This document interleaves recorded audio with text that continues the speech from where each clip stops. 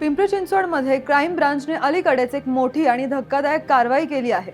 वयाने फक्त 14 ते 17 वर्षांच्या मुलांच्या हातात थेट बंदुका आढळल्यात। या ऑपरेशनमुळे नागरिकांमध्ये खळबळ उडाली आहे।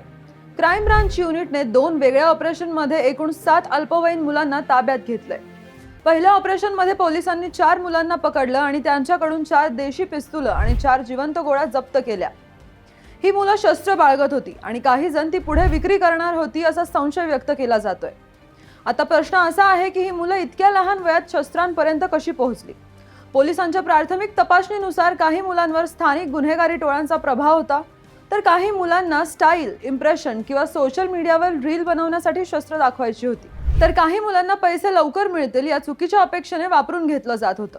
अल्पवयीन मुलं गुन्हेगारी प्रवाहात ओढलं जाणं ही खूप गंभीर बाब आहे। दुसऱ्या ऑपरेशनमध्ये क्राईम ब्रांचने पुन्हा माहितीवरून सापळा रचला आणि आणखी 3 अल्पवयीन मुलांना ताब्यात घेतलंय। तपासात हे मुलं एका स्थानिक गँगशी संपर्कात असल्याची शक्यता व्यक्त केली जात आहे।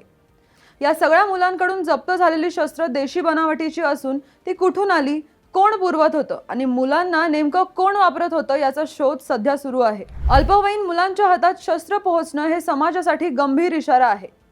वयाने लहान असलेल्या या मुलांना अशा धोकादायक मार्गावर ढकलण्यात सोशल मीडिया, स्थानिक टोळ्या आणि कधी-कधी दुर्लक्ष करणारी घरची परिस्थिती ही कारणीभूत असू शकते। पोलिसांनी यानंतर परिसरात विशेष पेट्रोलिंग वाढवलं आहे। शस्त्र पुरवणाऱ्या मुख्य टोळीचा शोध घेण्यासाठी स्वतंत्र पथक तैनात केलं आहे आणि पोलिसांनी स्पष्ट संदेश दिला आहे की अल्पवयीन असो वा प्रौढ, शस्त्र बाळगणं आणि गुन्हेगारीत सहभागी होणं यावर कठोर कारवाई होणारच। या घटनांमधून एक तथ्य स्पष्ट दिसतंय, अल्पवयीन मुलांसाठी योग्य मार्गदर्शन आणि नियंत्रण आज अत्यंत गरजेचं आहे। या विषयावर तुमचं काय मत आहे ते आम्हाला कमेंट करून नक्की कळवा।